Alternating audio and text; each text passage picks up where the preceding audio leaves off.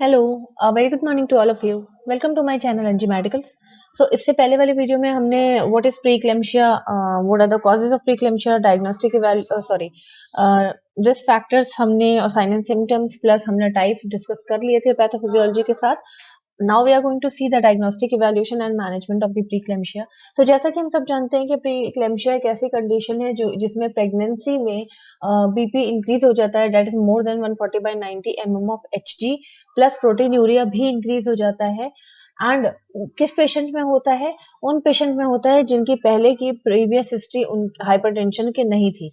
Non pregnant stage में उनकी hypertension की और हाई प्रोटीन यूरिया की कोई हिस्ट्री नहीं थी। उन पेशेंट में ऐसी कंडीशन आ रही है during pregnancy after 28 weeks of the gestation. This is known as preeclampsia. Okay, so diagnosis देख लेते हैं कि क्या क्या डायग्नोस्टिक इवैल्यूएशन हम कर सकते हैं और उनके बेसिस पे ही हम मैनेजमेंट भी डिसाइड करेंगे। तो फर्स्ट है हिस्ट्री कलेक्शन एज ऑलवेज। तो हिस्ट्री कलेक्शन में हमें क्या पूछना है? हमें प्रीवियस हिस्ट्री पूछनी है कि क्या उनको प्रीवियसली भी ये कंडीशन आई थी प्रीक्लेम्शिया के ड्यूरिंग प्रेगनेंसी, और अगर आई थी तो क्या वो सीवियरिटी स्टेज पे गई थी, क्या वो इक्लेम्शिया में कन्वर्ट हुई थी। ये सारी चीजें हमें हिस्ट्री कलेक्शन में पूछनी है। प्लस हमें पूछना है आई फंक्शन, कि क्या आई फंक्शन जो है उनका, तो कैसा उनको, लाइक कितना खराब हुआ था, ब्लर दिख रहा था या कह सकते हैं कि डिम दिख रहा था या विजन लॉस हो गई थी। ये सारी चीजें पूछेंगे। यूरिन आउटपुट के बारे में पूछेंगे, कितनी बार वो यूरिन पास करने के लिए वॉशरूम जाती हैं और ज्यादा यूरिन होता है कि नहीं होता है। बीपी कंडीशन पूछ लेंगे, मे बी उनके घर पे वो हो, कह सकते हैं बीपी मशीन हो। सो हो सकता है कि हॉस्पिटलाइज्ड होने से पहले उन्होंने अपना बीपी चेक किया हो। देन इपिलेप्सी तो नहीं आई है घर पे, जब तक वो घर पे थी वो भी एक हिस्ट्री हो गई। ठीक है, तो इपिलेप्सी तो नहीं आई है अभी तक। ये सारी चीजें हम हिस्ट्री कलेक्शन में पूछ लेंगे। नेक्स्ट है फिजिकल एग्जामिनेशन। फिजिकली एग्जामिन करेंगे हम, हेड टू टू एग्जामिनेशन करेंगे। तो सबसे पहले हमें देखना है कि कोई हेड इंजरी या कोई बॉडी इंजरी तो नहीं है। अगर हेड इंजरी या बॉडी इंजरी है तो मे बी उनको सीजर्स आए हो। अगर आपको हेड इंजरी बॉडी इंजरी मिलती है तो आप उनसे जरूर पूछिए कि वो इंजरी उनको कैसे हो गई। नेक्स्ट है आई टेस्ट हम करा लेंगे। आई टेस्ट में ऑप्थेल्मोस्कोपी कराएंगे। ऑप्थेल्मोस्कोपी एक तरह का टेस्ट है जो कि हमारे रेटिना के फंक्शन को आइडेंटिफाई करता है। और हम सभी जानते हैं कि आई रेटिना का मेन फंक्शन होता है प्रॉपर विजुअलाइजेशन देना। जहां पर भी रेटिना पे कोई भी इफेक्ट आएगा तो प्रॉपर विजुअलाइजेशन नहीं मिलेगा, जो कि हम ऑप्थेल्मोस्कोपी से आइडेंटिफाई कर सकते हैं। नेक्स्ट है बॉडी इंजरी, तो हम देख चुके हैं। Then oedema. एडिमा मैंने आपको बताया था कि चाहे माइल्ड हो चाहे सीवियर कंडीशन हो, एडिमा हो ही जाता है। तो फेस और एंकल एडिमा मेनली हम देखेंगे। और अगर आपको सीवियरिटी जाननी है तो आप उनका कह सकते हैं कि कंप्लीट देख सकते हो कि एब्डोमेन पे एडिमा तो नहीं है, जनरलाइज्ड बॉडी में, कंप्लीट बॉडी में तो एडिमा नहीं है ना। तो एडिमा हो किस ले रहा है ये आपको पता होना चाहिए। तो एडिमा इसलिए हो रहा है क्योंकि देखिए किडनी फंक्शन टेस्ट डिक्रीज हो रहा है, किडनी फंक्शन डिक्रीज हो रहा है। जो किडनी का ग्लोमेरुलर फिल्ट्रेशन रेट था वो भी डिक्रीज हो रहा है। तो जब किडनी का फंक्शन डिक्रीज हो रहा है, इसका मतलब क्या हुआ कि वो एक्स्ट्रा जितनी भी फ्लूइड है या एक्स्ट्रा जितनी भी चीजें हैं या यूरिक एसिड या जो भी है, यूरिया, क्रिएटिनिन, सोडियम वगैरह बाहर नहीं निकाल पा रही है। तो जब वो बाहर नहीं निकाल पाएगी तो एक्स्ट्रा फ्लूइड क्या होगा, रिटेन हो जाएगा टिश्यूज में। तो जब फ्लूइड रिटेन हो जाएगा टिश्यूज में तो एडिमा हो जाएगा।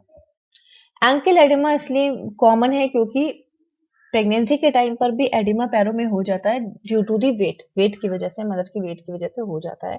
तो पहले से एडिमा था और फ्लूइड रिटेंशन की वजह से और ज्यादा एडिमा हो गया है, राइट। नेक्स्ट आ जाते हैं वाइटल साइन। तो बीपी इंक्रीज मिलेगा, पल्स में कोई प्रॉब्लम नहीं होगी। मे बी रेस्पिरेशन में थोड़ा सा उनको प्रॉब्लम होगी ब्रीथ करने में क्योंकि उनको घबराहट सी लग रही है। टेम्परेचर में भी इंक्रीज नहीं होगा। Then ultrasonography. अल्ट्रासोनोग्राफी हम कराएंगे जिसमें हमें डॉपलर अल्ट्रासोनोग्राफी कराना है, जिसको हम कलर्ड अल्ट्रासोनोग्राफी भी बोलते हैं। कलर्ड अल्ट्रासोनोग्राफी इसलिए कराएंगे क्योंकि हमें अच्छे से वेसल्स के अंदर आइडेंटिफिकेशन हो जाएगा कि कहीं ऑब्स्ट्रक्शन तो नहीं हुआ है। अगर ऑब्स्ट्रक्शन हुआ है तो क्या वो ब्लड क्लॉट है, क्या वो फैट डिपॉजिट है, मतलब हम इजिली आइडेंटिफाई कर सकेंगे कलर्ड अल्ट्रासोनोग्राफी में कि किस तरह का ऑब्स्ट्रक्शन है। नेक्स्ट है किडनी फंक्शन टेस्ट। तो किडनी फंक्शन टेस्ट हम पता करेंगे ये जानने के लिए कि रीनल फंक्शन सही चल रहा है कि नहीं चल रहा है। अच्छा, एक और चीज इंपॉर्टेंट है, जब प्रोटीन यूरिया बढ़ जाता है, यानी कि यूरिन में प्रोटीन आने लगता है, तो प्रोटीन क्या करता है कि किडनी फंक्शन टेस्ट को डिक्रीज करके रखता है, तो डिक्रीज करने लगता है, किडनी को वीक करने लगता है। इस वजह से किडनी फंक्शन जो होता है वो ऑटोमेटिकली डिक्रीज हो जाता है।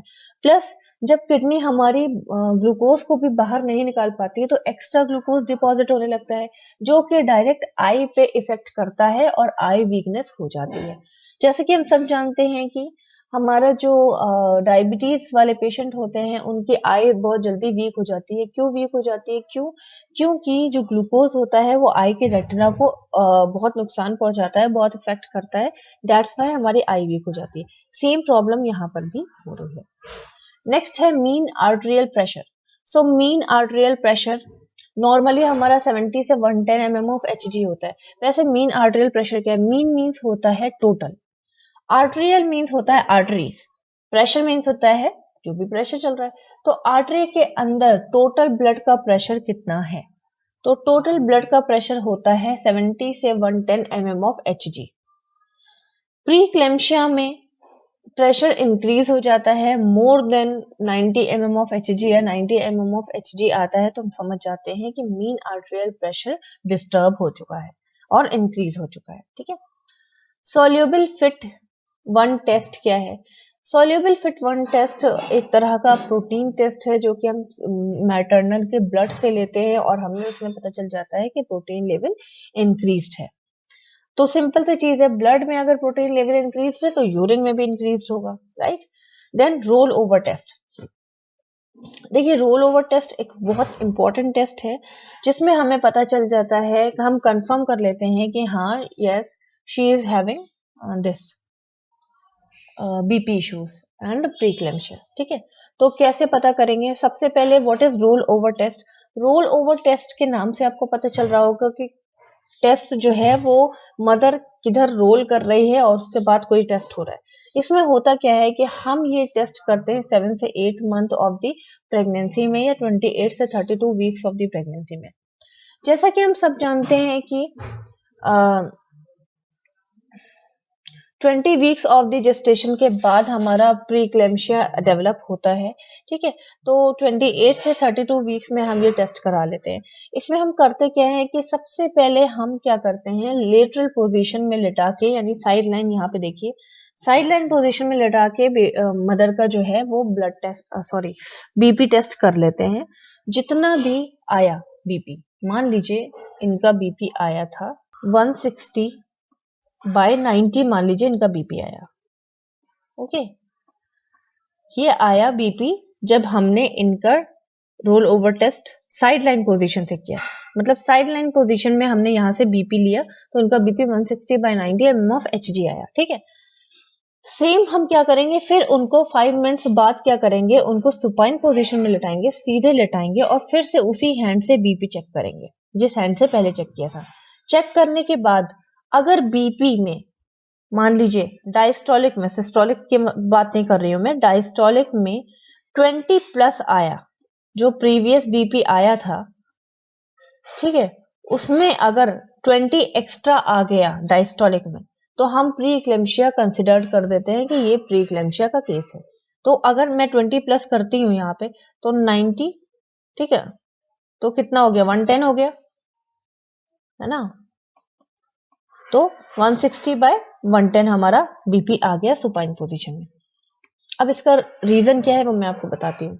देखिए, नॉर्मली क्या होता है, नॉर्मली ये होता है कि 8 से 9th weeks of the pregnancy, month of the pregnancy में हम मदर को बोलते हैं कि आप सुपाइन पोजीशन में मत लेटिए। क्यों मत लेटिए? क्योंकि सुपाइन पोजीशन में लेटने से जो इंफीरियर वेना केवा होता है, ये देखिए इंफीरियर वेना केवा, ये जो है ये कंप्रेस हो जाता है, दब जाता है। दबने की वजह से हम सब जानते हैं कि इंफीरियर वेना कावा और सुपीरियर वेना कावा ब्लड को ले करके आते हैं हार्ट के अंदर, राइट। तो इंफीरियर वेना कावा जब दब जाएगा, जब इंफीरियर वेना कावा कंप्रेस हो जाएगा, दब जाएगा, तो इसके अंदर जो ब्लड हार्ट के अंदर जा रहा है, ठीक है, तो वो नहीं जा पाएगा। ठीक है। और इस जाने वाले ब्लड को हम डायस्टोलिक ब्लड कहते हैं। ठीक है। और हार्ट के अंदर जब ब्लड जा रहा होता है तो हम उसको डायस्टोलिक ब्लड कहते हैं। तो नॉर्मली क्या होता है कि जब हम सुपाइन पोजीशन में बीपी लेते हैं तो डायस्टोलिक ब्लड डिक्रीज आता है, ना कि इंक्रीज। तो इस कंडीशन को हम सुपाइन हाइपोटेंशन बोलते हैं, जो कि नॉर्मल कंडीशन है। लेकिन प्री क्लेम्शिया के कंडीशन में क्या हो रहा है, डिक्रीज आने के बजाय हमने जब ब्लड प्रेशर लिया उनका तो डायस्टोलिक 20 प्लस आ गया, है ना। तो इसका मतलब क्या है, उनको हाइपरटेंशन है, यानी कि उनको प्री क्लेम्शिया है। समझ गए। तो इस तरह से रोल ओवर टेस्ट ने कंफर्म कर दिया कि ये प्री इक्लेम्शिया का केस है। आई थिंक आपको क्लियर हुआ होगा।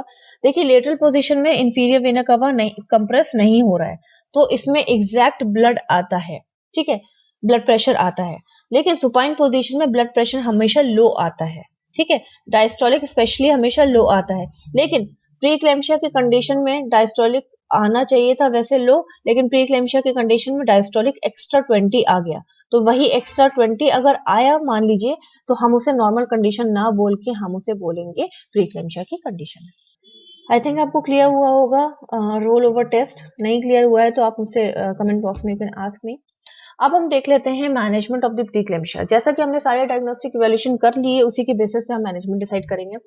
फर्स्ट ऑफ ऑल हमारे पास कोई प्री क्लेम्शिया के पेशेंट आई तो हम उसको क्या बोलेंगे, रेस्ट करिए।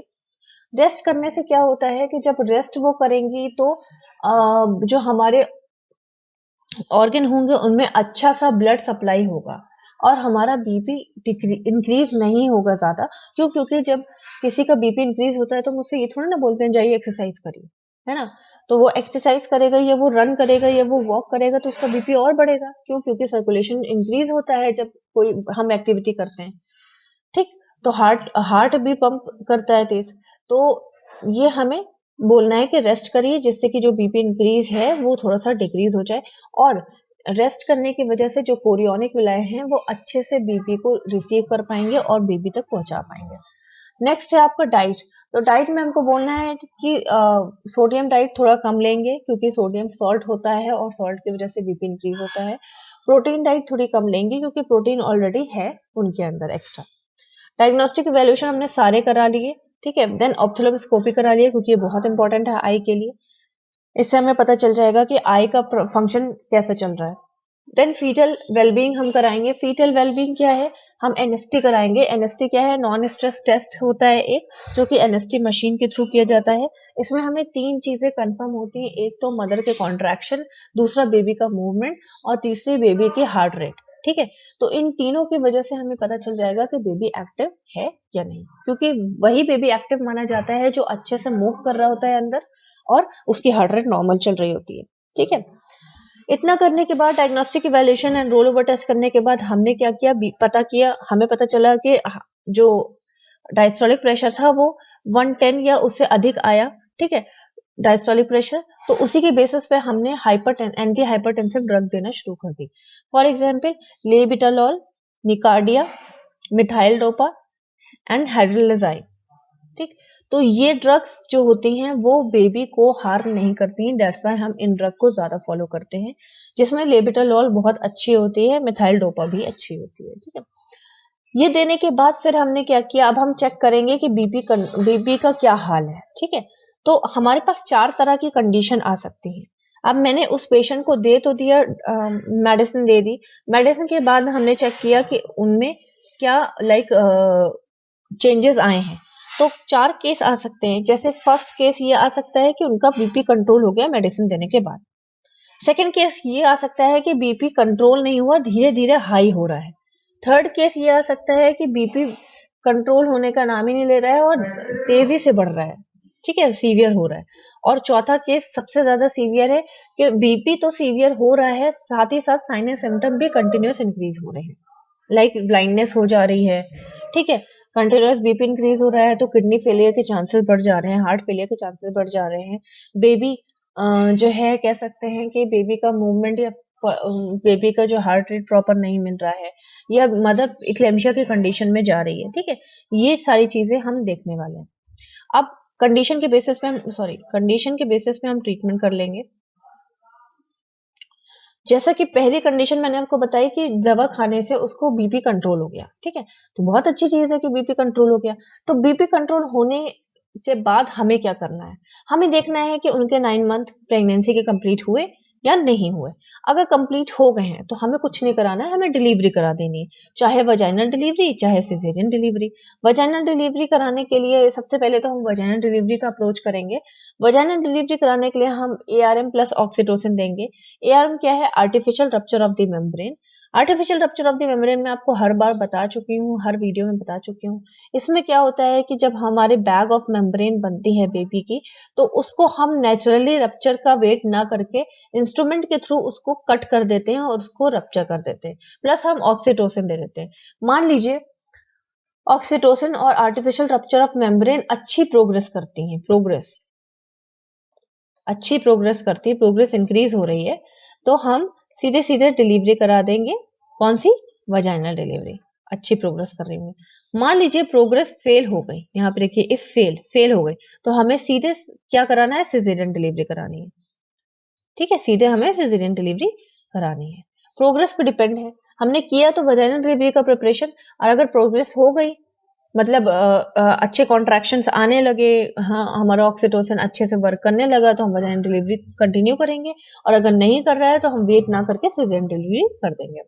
मान लीजिए उनके दूसरी कंडीशन क्या है, मान लीजिए उनके 9 मंथ कंप्लीट नहीं हुए, तो हमें क्या करना है, डिस्चार्ज कर देना है और मदर को बोलना है फॉलो अप केयर करें। मतलब जो मेडिसिन वो खा रही है जिससे उनको फायदा है, वो मेडिसिन वो कंटिन्यू रखेंगी।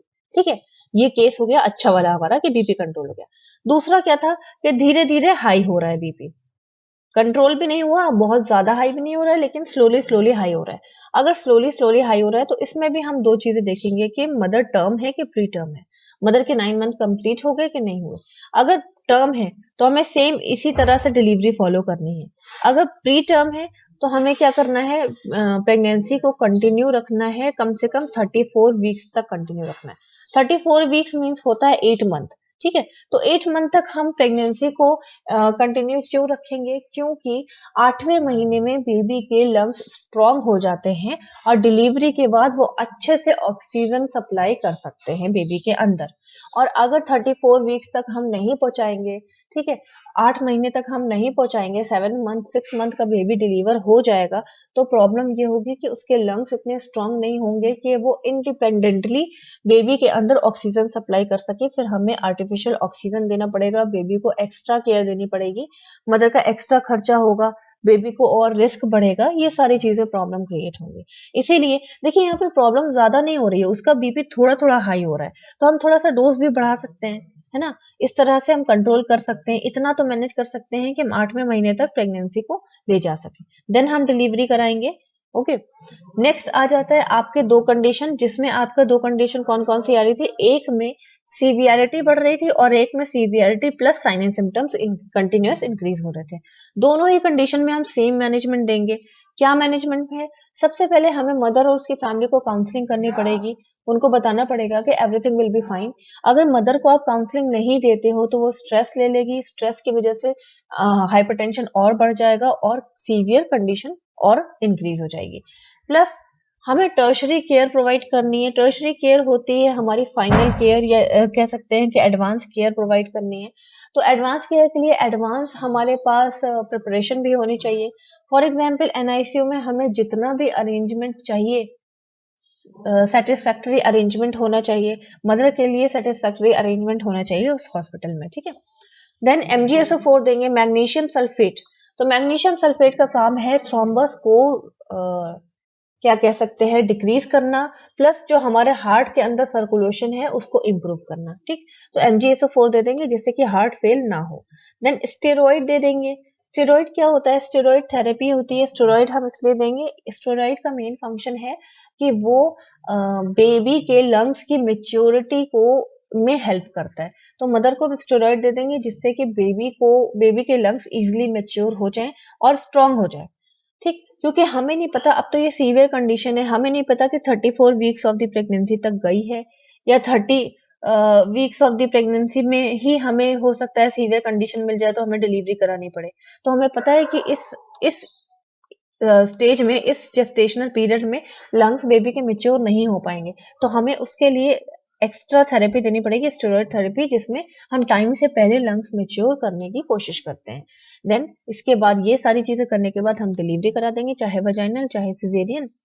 सेम प्रोसेस है, वजाइनल डिलीवरी हम तब कराएंगे जब हमारा प्रोग्रेस होगी, और सिजेरियन डिलीवरी हम तब कराएंगे जब वजाइनल डिलीवरी फेल हो जाएगी।